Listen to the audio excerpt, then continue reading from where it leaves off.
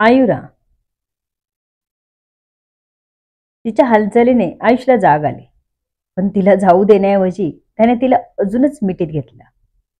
इथून पुढे सकाळीच समीरने सगळ्यांना कॉल करून सांगितलं की तो आज निघणार आहे. तर निधीही आपल्या आत्याकडे सोलापूरला जायला निघाली. आज आयुषलाही बरंच काम बघावं लागणार होतं. नुसतं आयुराला मिठीत घेऊन चालणार नव्हतं. जबाबदारी होती आता त्याच्यावर. त्याने तिच्या गालावर हलके ओठ टेकवत उठला. चल आता कामाला लागलं पाहिजे म्हणत तो आंघोळीला गेला. निधी गाडीत बसून विचार करत होते. चांगलं आयुष्य होतं माझं. कुठे त्या म्हाताऱ्या बॉसला अटॅक आला आणि हा राक्षस त्यांच्या जागी आला. ना हा आदिराज मागे लागला असता, ना तिला नोकरी सोडावी लागली असती, ना तिला आत्याकडे गुपचूप जावं लागलं असतं. हताश होऊन ती खिडकी बाहेर बघतच होती. आत्याकडे तिचा एक मुलगा आहे. तो हल्लीच अमेरिकेहून भारतात आला आहे. आपल्याशी कसा वागेल काही अंदाज नाही. ह्याचं एक प्रकारे टेन्शनही आलं होतं तिला. निधीला आता समीरची आठवण येऊ लागली. वाटलं असंच गाडीतून उतरावं आणि धावत समीरकडे जावं. त्याला सांगावं की मी तुझ्याच सोबत येते तिकडे. पण तिला माहित होतं समीर तिचं काहीच ऐकणार नव्हता. आयुरा उठून फ्रेश झाली. आयुष निघून गेला होता आपल्या कामाला. ती आता अवनी वहिनीच्या मदतीने स्वयंपाक करत होती. त्यांच्या दोघींच्या छान गप्पा रंगल्या होत्या. संध्याकाळ झाली तशी आयुरा आयुषची वाट बघत होती. ही ओढ काही वेगळीच होती. तिचे डोळे क्षणाक्षणाला दरवाजाकडे लागले होते. इतक्यात तो आला. ती लगेच पुढे झाली. वाटलं होतं मिठीच मारावी, पण आवरलं तिने स्वतःला. खूपच उशीर झाला तुम्हाला, ती त्याच्याकडे प्रेमाने बघत म्हणाली. नाही ग, आता फक्त सेटअप चालू आहे म्हणून लवकर आलो. नंतर 10 शिवाय येता येणार नाही. तो तिच्याकडे बॅग देत त्याच प्रेमाने म्हणाला. आज तो खुश होता. त्याचा स्वतःचा असा छोटा का असेना, पण त्याने व्यवसाय सुरू केला होता. मी आज तुमच्यासाठी गोड खीर बनवली, ती त्याच्या मागे चालतच म्हणाली. तिला आयुष आला होता तर त्याला सोडूच वाटत नव्हतं. तोही तिची बडबड ऐकत बेडरूम मध्ये गेला. ती त्याच्या मागून आत आली. तिला आत आलेलं पाहून त्याने बेडरूमचा दरवाजा बंद केला. तशी आयुरा जागीच थबकली. दिवसभर दमला होता आता. या क्षणी त्याचा असा काही विचार नव्हता. त्यामुळे तो सरळ बाथरूम मध्ये घुसला. तशी आयुराने स्वतःच्या डोक्यात एक टपली मारली. किती चुकीचा विचार करते मी. चल आयु, त्यांना चहा दिला पाहिजे. ती स्वतःशीच पुटपुटली आणि बेडरूम बाहेर आली. झालं का बोलून, असं अवनीने मिश्किल चेहरा करून तिला विचारलं. नाही, ते आंघोळीला गेले आहेत. मी चहा न्यायला आले त्यांच्यासाठी. आयुराने न समजून सहजच सांगितलं. ओ हो, म्हणजे अजून काहीतरी बोलायचं आहेच तर. एक डोळा मारत अवनी म्हणाली. तशी आयुरा एकदम लाजलीच. वहिनी तसं काहीच बोलायला गेली नव्हती. ते दिवसभर दमले असतील ना म्हणून. आयुरा बोलतच होती की अवनी तिला मध्येच तोडत म्हणाले. ओ, त्यांची सेवा करायला गेली होती. अवनीचं ते बोलणं ऐकून आयुराला कुठेतरी लपून बसावं वाटत होतं. कारण आयुषच्या मागून जाताना तिचा असा काहीच विचार नव्हता. पण सगळ्यांना असं वाटू शकतं हा विचारच तिच्या मनात आला नव्हता.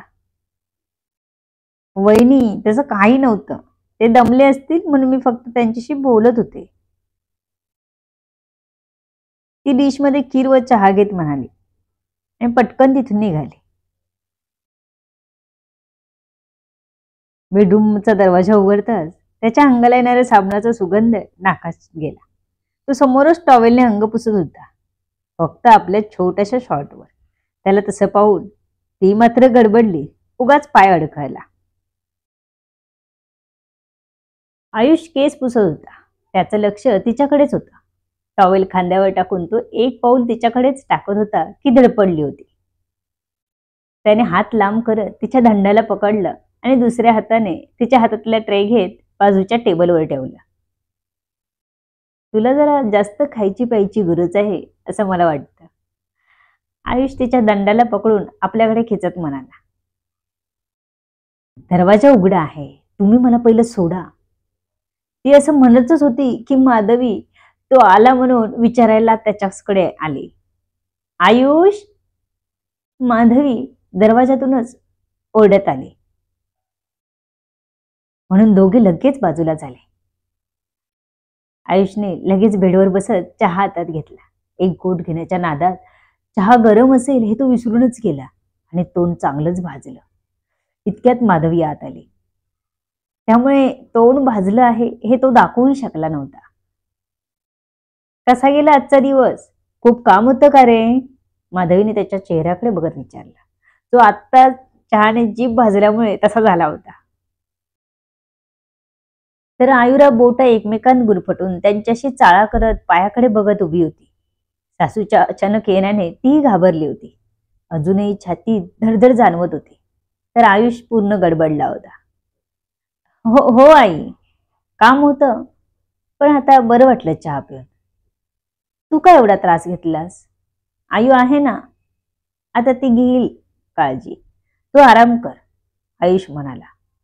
माधवी आली नसती तर कदाचित चहाने तोंड न भासता तो वेगळ्याच गोष्टीचा आनंद घेत असता. तिला मिठीत घेण्याचा किंवा मग तिच्या ओठांचा. पण तो हे सांगूही शकत नव्हता माधवीला. तिला वाईट वाटलं असतं. आता लग्न झालं म्हणजे त्याची बायको बघेल सगळं, हा विचार स्वतः माधवीने केला पाहिजे होता. पण ती पुत्रप्रेमापोटी विचारायला आली होती.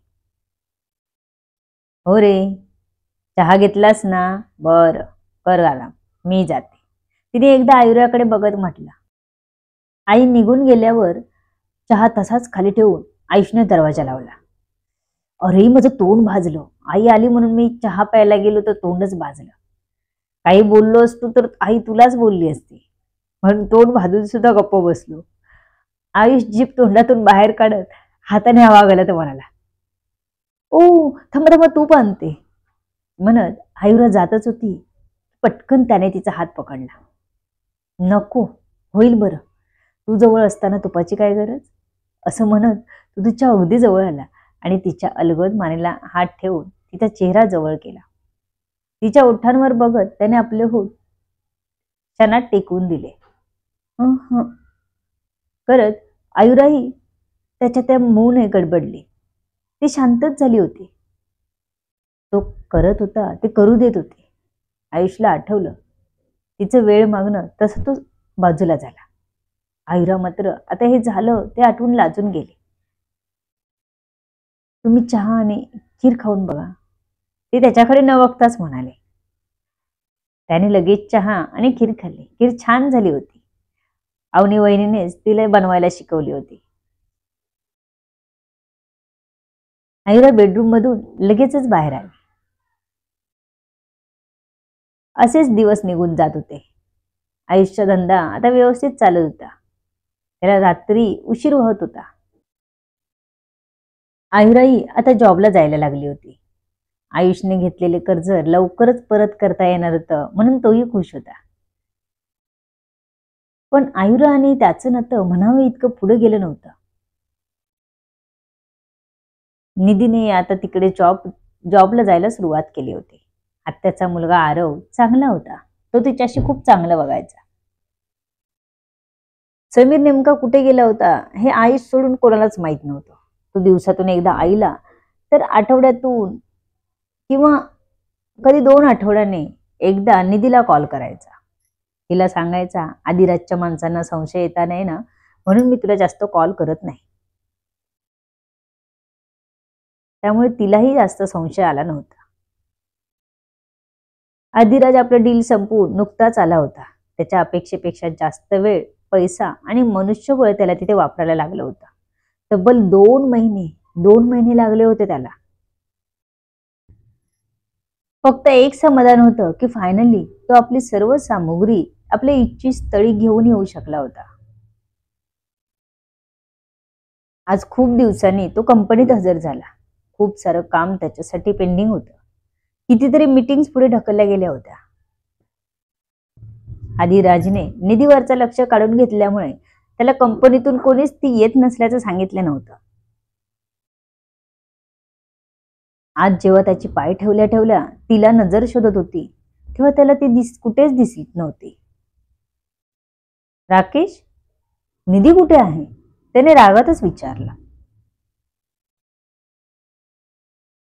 सर, ती त्या दिवसानंतर आलीच नाही आपल्या कंपनीत, राकेश म्हणाला. व्हॉट? आणि हे तू मला आता सांगतो आहेस? आदिराज भडकला होता. निधी आपल्या हातून निसटून चालल्याची फिलिंग त्याला आतून येत होती. निधी, तू माझं कॉन्टॅक्ट तोडायची हिंमत केलीस. तुला ह्याची भरपाई करावीच लागेल. तुझ्या हिरोची जी हिंमत झाली आहे ना ह्या अधिराजाला हात लावायची, त्याची किंमत तुझ्या सहित त्याला भरावीच लागेल. तो आपल्या खालच्या ओठांवर हात फिरवीत म्हणाला, मी तुला सोडणार नाही. त्याने आपला मोबाईल हातात घेतला. त्यात त्याने निधीचा नंबर डायल केला. पण त्याच्या अपेक्षेविरुद्ध नंबर अस्तित्वात नाही असं सांगत होती ती बाई. त्याने पुन्हा पुन्हा तिचा नंबर लावून बघितला, पण तेच तेच ऐकायला येत होतं. निधी, तू चूक करते आहेस. तो समोरच्या टेबलवर हात आपलं जोरात ओरडला. त्याने राकेशने ठेवलेल्या फाईलकडे बघितलं. खूपच मोठा गठ्ठा होता तो. राकेश, हे काय आहे सगळं? तू बस इथे, मला हेल्प कर. राकेश बिचारा सगळं सोडून आपल्या बॉसच्या समोर बसला. एक एक फाईल बॉसला दे त्याची संक्षिप्त माहिती तो त्याला देत होता. त्यानंतर आदिराज नीट वाचूनच त्यावर साईन करत होता. वाचूनच साईन करायची होती तर मला का बसवलं मदतीला? राकेश बिचारा मनातच चुटपुटत होता. राकेश, निधीचं सध्या काय चालू आहे?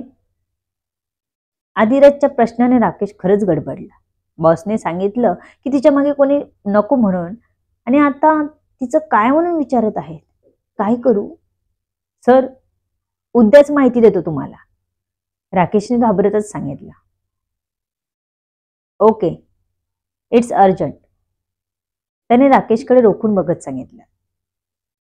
आजचा दिवस त्याचा आपल्या कंपनीतले मॅटर हँडल करण्यातच गेला होता, पण चित्त मात्र थाऱ्यावर नव्हतं. निधीने फसवल्याचा राग त्याच्या मनाला जाळत होता. तिच्या त्या दीड दमडीच्या हिरोने आपला पाय फ्रॅक्चर केल्याने त्याच्या मनात अगदी लावा उकळत होता. तो याचा वचपा काढूनच जीवाला शांती देणार होता. दुसऱ्याच दिवशी त्याने राकेशला बोलावून विचारलं,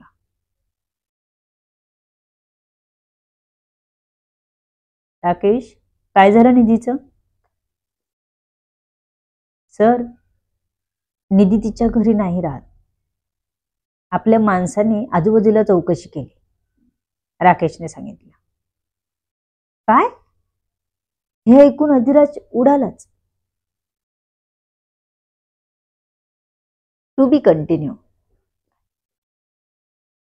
सर्व गोष्टी कळण्यासाठी, जाणून घेण्यासाठी पुढे येणारे भाग वाचायला आणि ऐकायला विसरू नका. तुमच्या अमूल्य प्रतिसादाची आतुरतेने वाट बघते. लेखिका शब्दवेदी उर्फ संतोषी गजानन राणे पाताळे. धन्यवाद.